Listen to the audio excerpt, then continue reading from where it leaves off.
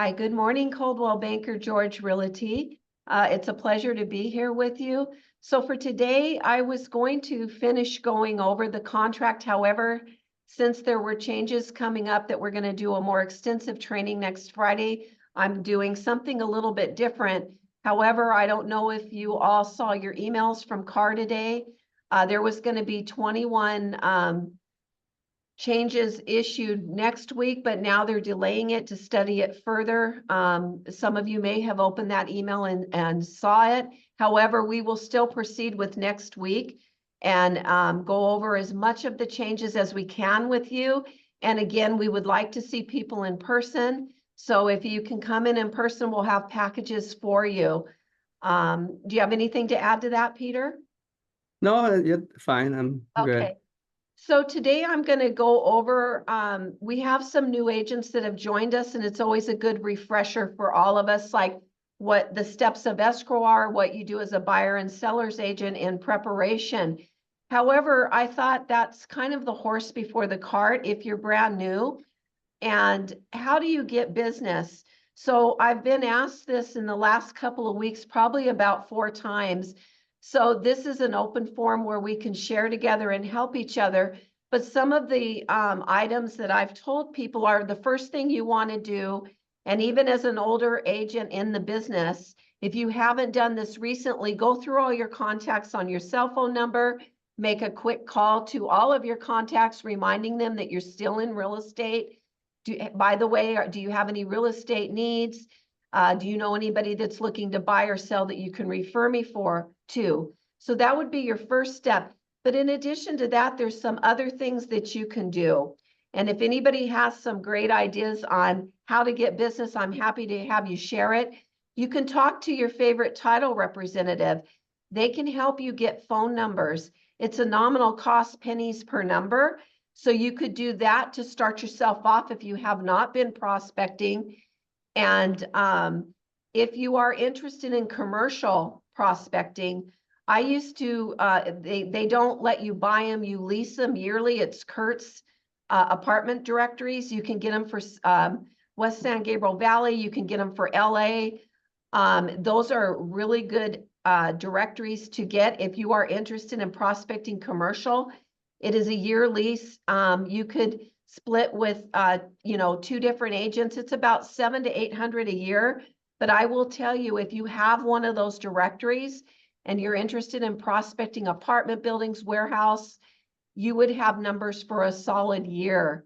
So those are some ideas. Also, you can go around the open houses. When we have, our new listings, Coldwell Banker George Realty, if we have a new listing, we send the lists out every Friday to all of you. So if you want to go around that neighborhood and say, hey, my company just listed 123 Main Street. It's a 3-bedroom, 2-bath home listed at $750,000. Who do you know that would like to move into the neighborhood? Okay, if they say no one, great, thank you. What about yourself? Are you looking to buy or sell any real estate? So it's a quick way to introduce yourself. So in prospecting, you need to get your numbers to a certain level. So you should have a goal every day, and you're going to be building the muscle to prospect. So maybe you start out with, okay, I can commit to 10 to 20 contacts a day. You can do that by door knocking. You can do that by getting the phone numbers from your favorite title company. You can get the Kurtz directory if you're interested in prospecting for commercial buildings. So those are just a few ideas. If you're involved in any clubs, walking clubs, hiking clubs, anything like that, make sure that everybody there knows that you're an active real estate agent. So those are just a few ideas. We can always brainstorm more. And so I wanted to go over that first. Does anybody have any suggestions for agents or any questions? Go ahead. Michelle, I would like to add to your comment. If you're really interested in commercial real estate, CoStar is a very good source to prospecting and farming and all that. Now we do have many agents who has a subscription to the CoStar. And if you don't have the subscription, maybe you can ask around. the one that who has the CoStar subscription, and then they can help you prospecting or farming something called commercial real estate. And it's very, very effective, and it's CoStar is the Bible for commercial real estate, and it has very good, a lot of good information there. So that this is the area that you can also explore. Oh, that's a good suggestion. And also I was talking to a friend of mine who does mainly commercial leases. And he was saying, because I was asking him how he prospects, another good way is if you see for lease signs that aren't agent signs, that don't belong to a brokerage, he will go in and ask, about that lease and inquire and offer his services. So if you're driving around and you see a sign that looks like it's directly from a landlord, or sometimes you'll just see the landlord's name and number on the building and they have a unit for lease, you could certainly call them. That's another way to make contact in your area, because you would be driving the area. So I am going to, if there's no comments on that, I'm going to go ahead and share screen now.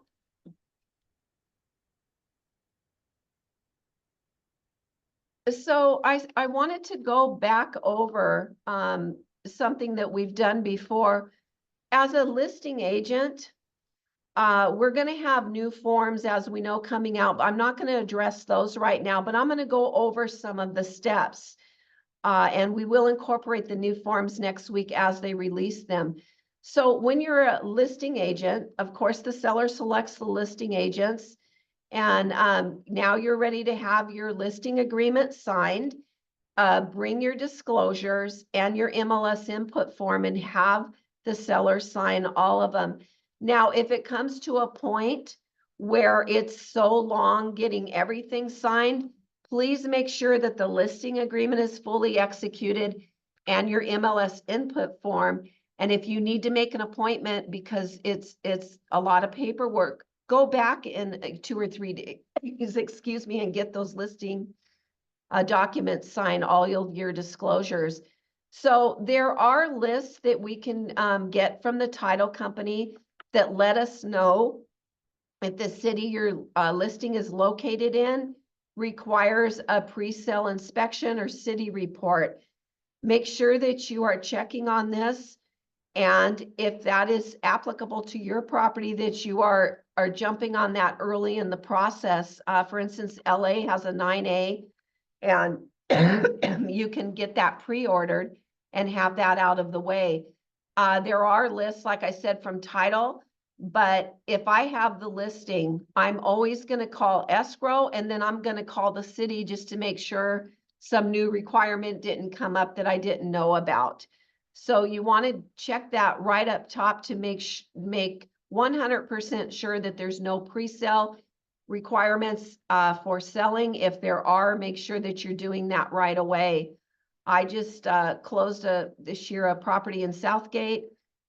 I jumped on the pre-sale right away. I was able to have the report, have the required repairs made prior to even getting on the market, because the seller was very motivated. So those are the things you want to try to get out of the way if you can. So additionally, if your property is residing in an HOA, homeowners association, talk to the seller about getting those documents ordered early, because the HOA office doesn't follow your timelines, they follow their own. So you want to order those early. Now, excuse me, if the seller had a stack of, let's say they bought the property 2 years ago, and they retained the HOA documents that they were providing during that transaction, and they said, why don't I just use these instead of ordering another set? Please don't do that, because we need to have the current third party. There could be a few sentences changed, there could be sections out, but we need to have the most current. So even if they feel like their set is probably current, always have the third party provide a new set of documents. We don't want to be in that situation where we haven't ordered new ones and we've sent ones that they've had in their drawer. And also, if they have any leased or liened items on the property that they're aware of, you're going to make sure that you get the contract for those. For instance, it could be a water softener, it could be solar panels. So if they have leased or liened, make sure that you get the contract and the information on those things, because you're going to want, there's a solar questionnaire now that CAR has made that is wonderful that they can fill out, but you're also going to want a copy of the contract with the contacts in there so they can look at it. So you're going to schedule professional pictures, which is my preference. I think it's nice to have professional pictures. Or if you're a good photographer, you may take them yourself. I would try to get some, probably on single families, we go up to about 25. Make sure you're taking very nice photos, get a good shot of the front of the property. Remember, don't take a picture with your sign in. That's a violation on the MLS, so don't take the picture before your sign is installed. So you're going to order the preliminary title report in NHD up front so that you can begin reviewing them. Now, as I mentioned up above about leased or lien items, if they're liened, they're going to be showing up in the preliminary title report. So you want to be looking at that right away. As I always mention, I do call the title officer, tell them I've made my review. I don't notice anything. Is there anything I should be keyed into? So you're going to turn the listing agreement in to the office, Denise for Alhambra, Therese for Arcadia. The description of the property. So, we had Christy Canelli and some other folks here that trained us on the use of AI.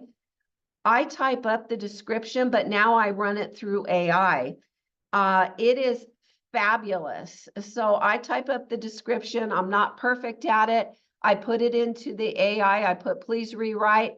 Boom. I have a really nice description. Of course, you do have to review it. So if you haven't played with putting descriptions into the AI that will generate for you, go ahead and try that. If you don't know how to do that, put it in the chat box. We can bring that up in our Tech Tuesday. It's really a nice feature that I learned going to those trainings. So you're going to turn in your sign up order form. So some people use company signs, which will have the phone numbers to our front desk, which is fine. Or you can order your own. I just ordered a couple of them yesterday. It was $53 plus tax. So it's not a high investment if you want your own sign up. So you can order it, they'll deliver it to the sign company, and then the sign company will put yours up. So once the MLS is input by the front desk or the listing coordinators, as I call them, please go in and review it right away. Review the data, look at the order of the pictures, look at everything on that listing agreement, go down, look at the commission percent, check it all, because we can change it very quickly if there's something you notice that needs to be changed. So once our listing coordinators input that, please go back in yourself and review it and do it fair, within, a few hours. I always jump on it right away and make sure that if there's anything in there, if a commission's off or something's off in the description, you want to fix that right away. So if you're going to have open houses on the property, the listing coordinators or Denise and Therese can put the open house on the MLS and they can toggle it to public. So once they toggle that open house to public, the date and time of the open house hits the internet. It hits all over. It goes all into the sites that list properties for sale that pull from our MLS. So you always want to make sure once you put the open house in, Google your property, make sure that you're seeing that open house all over the internet, because if they hit the public button, it will be there. So once you have your open houses, and we'll go over more of that because there will be forms associated with open houses. Hopefully those will be released next week, and we will go over those. So you've done your open house, everything's gone well, and you're receiving offers.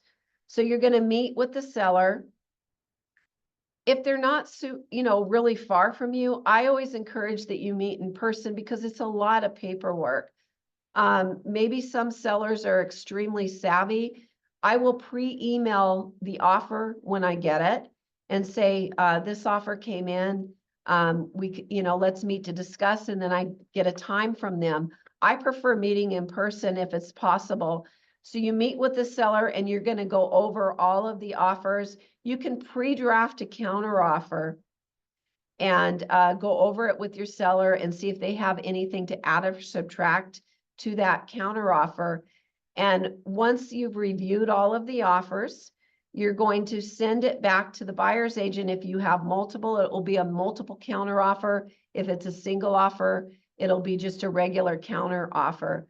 Now, if the seller does not elect to make a counter offer, make sure that you fill out the box. I believe it's page 15 or 16 at the back of the contract, and have the seller initial that offer has been presented and there won't be a counter offer, because you want to make sure that if a buyer's agent asks you for that you do have that documentation on file. I like to have the seller initial it when I'm presenting if they don't feel that offer meets their needs and they don't elect to counter. So the seller will select the buyer. Once the buyer has been selected, go ahead and notify the buyer's agent by sending them a text or give them a call. Also make sure that you're forwarding that fully executed contract and any applicable counter offers to them. So that there's no slow up in the contingency days, I always like to make sure to remind the buyer's agent to get it off to the lender right away. Or if you know the lender, you can certainly send a contract to the lender. Make sure you get it to your escrow officer right away. So have them send this contract to the lender right away so there's no stalling of the days, because the lender does need that contract and the applicable counter offers to get started on that transaction. So you're going to send to escrow, open escrow, and also if you've pre-ordered the preliminary title report, which we recommend in the NHD, make sure that you are forwarding those copies to escrow so they know that those are already open. The preliminary title report, it's very imperative that you have a blue hyperlinked title report. They will send it to you from title like that, so that on the sections of the title, you can click the links to see if there's any underlining documents. So when you forward your prelim, make sure you're forwarding a hyperlinked prelim over to escrow as well, and they will send it to the buyer's agent, or you can send it ahead. So when we get into escrow, it's not time to take our foot off the gas. We have to keep going and making sure that we're monitoring. So the first monitoring is going to be the buyer's initial deposit. You want to make sure that they get that money in. The default in the contract is 3 business days after acceptance. So make sure you're monitoring. That's your initial step. And after that, you're going to be sending all of the buyer's disclosures. We have 7 days in the contract, unless you've amended those days, to get those over to the buyer's agent. So go ahead and send all those disclosures over to the buyer's agent. And if you had the preliminary title report in NHD, you may send those. I'm sure escrow will resend them. So the HOA document should come directly from the source of the document or escrow. Don't send those yourself. Let escrow or the source of the document send those over. So upon request of the buyer's agent, you will schedule help them schedule the professional home inspection. And most buyer's agents are also going to schedule a professional termite inspection at a minimum.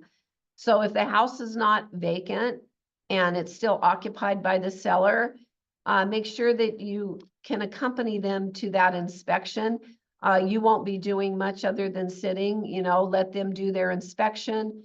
Sometimes when I do that, I sit in the backyard, but I do stay out of the way and let them do their thing and have their privacy.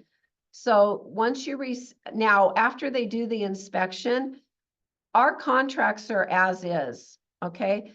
However, and they will write in some counters that this property is to be sold in its as is current condition. That doesn't mean that you still can't send a request for repair. If it's something that your buyer feels very strongly about, that they feel needs to be addressed, send a request for repair. You're going to send a copy of the home inspection report with it. And if you are requesting termite work, such as section 1, you're going to send the termite report and check that you're requesting section 1. In the offers, as I stated last week, I generally, for residential, will not write in a termite report, because if there's a loan, I would prefer to handle that through a request for repair and not on the offer, so that it's a termite report would be required to go to the lender if you structure your contract that way. So you're going to discuss with the seller the items that the buyer is requesting to repair or credit. Now, let me remind you, the seller does not have to address them, nor do they have to repair or credit. It really depends on, the desirability of the property, how many offers you had been managing. Maybe it's a hot property where there's a lot of people. Maybe the seller simply doesn't want to do it. But as a courtesy, we normally do answer requests for repair. For me, I will ask them to answer, even if it's that they're not doing anything. So the seller will respond on a request for repair, RRR-1, your first one. So if you are agreeing to those requests for repair, or if you're not, or credit, make sure when you are sending your response, if it is time for contingency removals, if you are up against the deadline of your contingency removal, make sure, listing agents, that you're preparing that form and attaching it so that they can remove the contingencies that are outlined on the forms that are due to be removed. Because this is one of your duties during escrow, is to be monitoring the contingency periods. So if you have settled on a request for repair, make sure that you're always attaching a contingency removal form, because you want to shut down that contingency because you've already settled it. So remember, right now, I just had a conversation with an agent that at this time, the insurance contingency is embedded within the investigation contingency. They will be separating it on its own, but you can remove the investigative contingency and leave the insurance contingency open. So as a buyer's agent, you want to be calling, helping your clients, ask them to call their favorite agent, insurance agent, but make sure that's something they're doing right up top to look for that insurance, because we've had some issues in this state with insurance companies leaving and all of that, as we're all aware of. So the appraiser should call the listing agent directly. If you don't hear from them in a few days, I would be calling the buyer's agent, or you can call the lender and ask them, when should you expect to hear from the appraiser? So make sure that you're monitoring that and that you're getting that call fairly quick from an appraiser. It should be within, I would say, the first 5 to 7 days, but make sure that you're hearing from that appraiser. If you have tightened up, if you've countered the appraisal and the loan to a lower amount, listing agents, that's that time frame that you should be hearing from the appraiser, of course, will tighten up. And buyer's agent, if they're tightening those time frames, as we discussed last week, super short, like 7 days I recently saw, make sure you're talking to the lender that they can meet that requirement of getting the appraisal done and the full underwriting of the loan. So that's a really tight time frame, and I have seen in multiple counters recently that listing agents are really throwing it to such a low level. So make sure that you're talking to your lender that they can meet those time frames, because those are very, very tight. So if you still have contingencies out after the request for repair, make sure that you are receiving that full contingency removal on the specified date in the contract. If you do not receive it, I would call the agent first and give them time to respond to you. keep the seller apprised of what's going on and what steps you're taking. But you talk to the seller, if they're not removing the contingencies, you should send a notice to perform. The seller will sign it, you'll send it to the buyer's agent. So that would be a notice to perform to remove the contingencies that are specified by the date in the contract.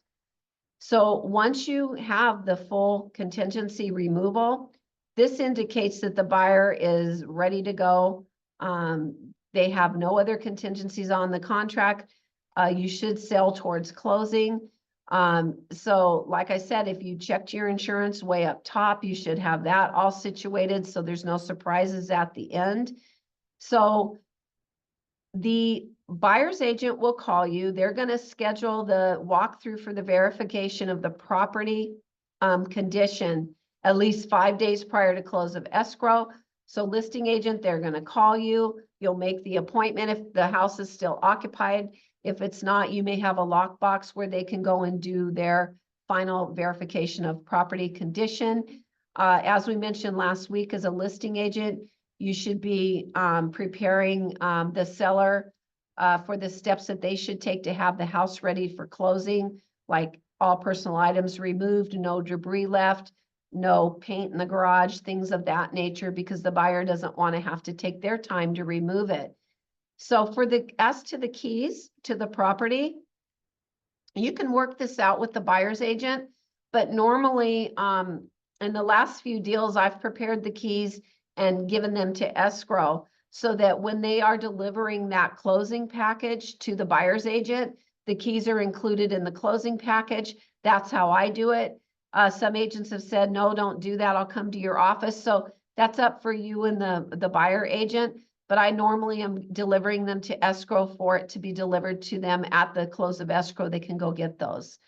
So make sure that you're reminding the seller to shut off all the utilities in their name at the close of escrow date, and that you have previously advised the buyer's agent that the buyer to call into the utility company to put those utilities in their name by COE. This way there'll be no overlap of not having utilities. But sometimes, and I've seen it where people forget and maybe they get a $200 utility bill that they weren't expecting. So make sure that you're remembering this as part of your own checklist to remind the seller to shut off by close of escrow, but also do advise the buyer's agent to have the buyer call in and to the utility companies, and they can tell them the date they wish to have those in their name. And I think we've already addressed this. You're going to go over the expectations of delivering the property with the seller, that all trash was removed, personal items. You will leave the items on the property, which were outlined in the purchase agreement. If you agreed to leave the refrigerator, washer, dryer, things of that nature, make sure those are left. Now, the contract does call for leaving the window coverings. So I did have somebody remove all the window coverings and even the rods they were on. So make sure that the seller understands that the window coverings should be left. If it's fancy curtains that they had specially made, or somebody gave them to them and they think they're going to reuse them, it's best to take those out and put up other drapery before you even market the property, because I have had that happen. So the buyer's agent is going to send the seller the verification of property that they've done their final walkthrough. The seller will sign it. You will return it. Instruct the buyer's agent where they will collect the keys, as I mentioned, and have them get them from escrow or come to your office and pick them up. Now, if the seller is staying over the close date, make sure that you have the appropriate form in place. It's an RLAS if they're staying 30 or more, or any days 29 or under, it's an SIP. And even if it's close of escrow plus 3 days, make sure that you are completing the SIP to protect both parties. So I am going to go into the next. Is there any questions? Okay. Michelle, Jeffrey has a question. What is a VP? Oh, Sign the VP. yeah, it's a verification of property condition.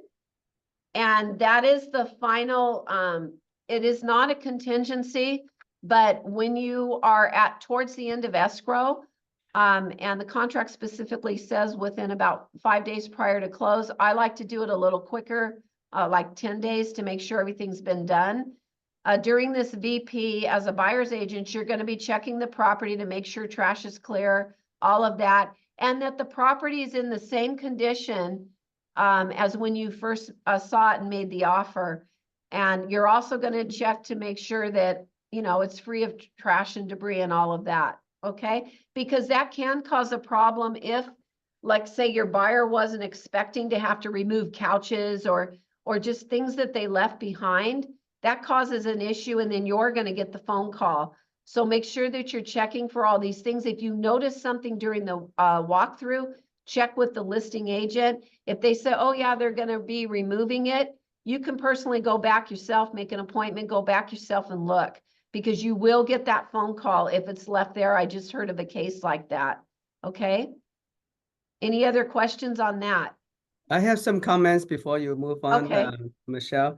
There are, well, I have the agents pay really good attention to three contingencies. The first one is the physical inspection contingency. Make sure that you have all the repairs done, or has it disposed of, or has some of the TI, you know, I mean the repair allowance from the seller to be taken care of before you remove the physical contingency. But because once you remove it, you cannot go back unless you have some of the items that were latent or not obvious, and it's the latent defect, and you know you cannot go back and say, hey, you know, you have to repair this. Once you remove it, that's the end of the contingency. And the other one is the insurance contingency. As you know, we have now we have an insurance crisis. A lot of the carriers are not issuing the HOA insurance. So if you are buying a condo, you better make sure that you have the insurance coverage before you purchase the property. Otherwise, you know, the lender will not lend you the money either. So the insurance contingency is very important. And the last but not the least, the loan contingency. This is a very important one, because a lot of time it takes a long time for the lender to process your loan. And even though they have a pre-qualified status on you, you know, that's not a commitment to give you the loan. So you better make sure that they have the final commitment, not just the LOI. The LOI has really just the initial intent to loan you the money, but the final approval of the loan is not guaranteed. So make sure that you have the lender the promise to give you the loan before you remove the loan contingency, because once you remove the loan contingency, it doesn't matter whether the, you know, whether you get the loan or not. The sellers expect you to close escrow. Okay, so that's my comment. Oh, thank you. So I have a question in the room. The LOI is letter of intent. So commercial purchases will normally begin with a letter of intent and then go to contract. That's what he means. Yep. Commercial. And that's to approve the buyer's loan. No, the letter of intent kicks off the deal. It's a non-binding. Yeah, it's separate. Yeah.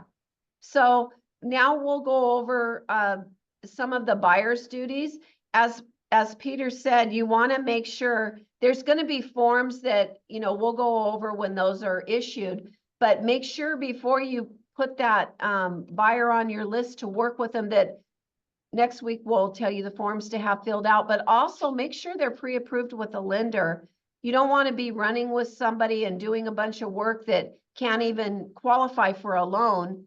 So make sure that, you know, you've seen the pre-qual letter and that you've spoken, tell them you'd like to speak with the lender as well.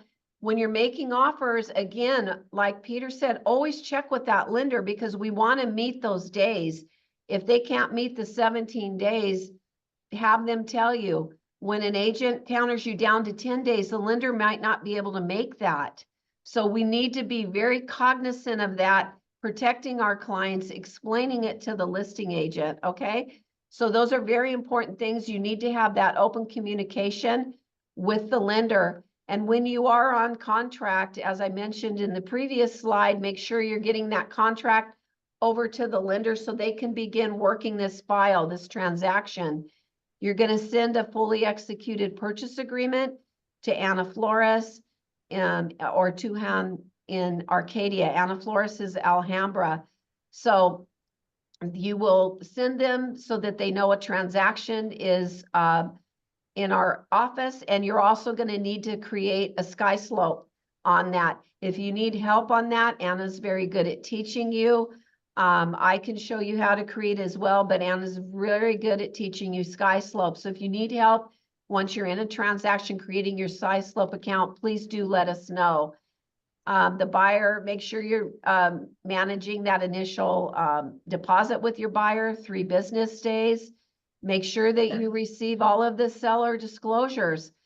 Sometimes things aren't ready with the listing agent. Maybe they've gone over the 17 days, which was written in the contract. Remember that if they send you let's say they send you the package of seller disclosures on day 7, you have 5 days after the receipt of those disclosures. If they send them to you late, they've just added time to their own contingency period. So be aware of that.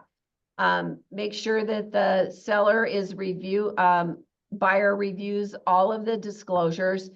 I like to go over these in person.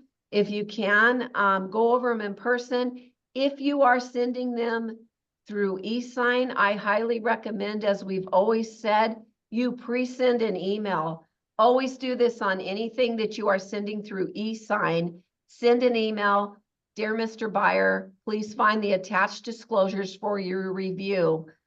If you have any questions or concerns, I am ready to discuss them with you. Please review and let me know. Then you send them through e-sign. You always want to have a document that you have asked them to review them. Even though you can type that on the e-sign, that system goes so fast. So please, please protect yourself, protect your client, pre-send an email with whatever documents attached. Print that, keep it on your file it in miscellaneous on SkySlope, okay? So return all of the disclosures to the listing agent and make sure as a buyer's agent that you're corresponding with the lender about when the appraisal is going to be scheduled. Make sure that you're getting it in the time frame required. Stay on top of the lender. They're usually pretty good. Lenders will be on top of that. But you make sure as your fiduciary to your client that that's getting done in a timely manner. Remember to schedule your home inspection, termite inspection within the contingency time frame. I would go out, once you're accepted on a contract, please do your inspections right away so that you can have the reports. And if you're doing a request for FOIA, you can get that out right away to the listing agent. And again, I'm reminding you to check and make sure that there's no city required pre-sale reports, okay? Check with escrow. As a buyer's agent, you could check with escrow. You could also check with the city, but I think once you're in escrow, you could check with the escrow officer to make sure. When you get the home and termite inspection reports, make sure that you have sent the full report and that the buyer has signed off that they have received the full inspection report. Also, when the inspections are occurring, encourage your buyers, however many buyers, to please be there with the inspector. They can walk with the inspector and ask questions along the way. Generally, the inspector at the end of the inspection will sit with them and explain what they've seen or what will come out in the report. please, please ask them to be there during the inspection. That is another safeguard, not only for you, but for your buyer and for the seller, really. So you're gonna go back and keep it checking the status of the loan and the appraisal. Escrow or the lender will schedule the buyer for loan doc signing. This is a good sign. So you're through underwriting, the loan documents are ready for signing. Once the buyer has concluded all of the inspections and all that, and the lender has given the green light, you're going to remove all of that. I'm sorry, I got one up ahead. Excuse me, this should have came first. Check with the lender, make sure it's a green light. Even if the listing agent, as Peter said, is pushing to remove the contingencies, make sure you make that call to the lender or send an email. You want to make sure you got the green light from the lender that everything is good. Keep your communication up with the listing agent. If you need an extension of time on a contingency, make sure that you're communicating with them, because if you don't, it doesn't feel good to the listing agent. They don't know what's going on. So you want to keep the lines of communication open. All of us in the business will appreciate that. Schedule your verification of property at least 5 days from close. And escrow will let the agents know when the property is recorded. You can pick your keys up from escrow or the listing agent and deliver them to the buyer, or they can be delivered through escrow. Remind your buyer at the end that they have indeed switched the utilities to their name upon close of escrow. And congratulations, you've closed. So I know that's a lot to go over, but there are steps. You should be very methodical when you are in escrow, what your steps are. You can take a list, put it on the file, and check mark your steps, because it's easy to get into a transaction and then not go over all of the steps. So please check mark your steps and make sure you're going through them. Peter, do you have anything to add?